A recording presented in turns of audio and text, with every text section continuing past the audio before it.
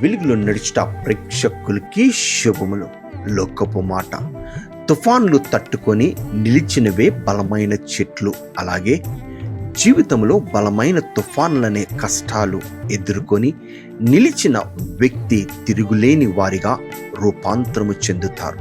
దేవుని మాట మన ఎడల ప్రత్యక్షం కాబో మహిమ ఎదుట ఇప్పటి కాలపు శ్రమలు ఎన్నదగినవి కావని ఎంచుచున్నాను.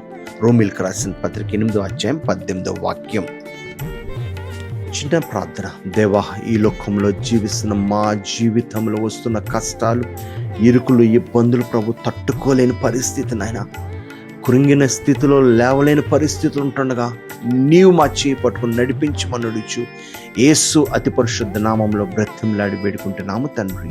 ఆమేన్. దేవుని యొక్క ప్రేమ సమాధానం మీకు తోడైండును గాక. షాలోమ్.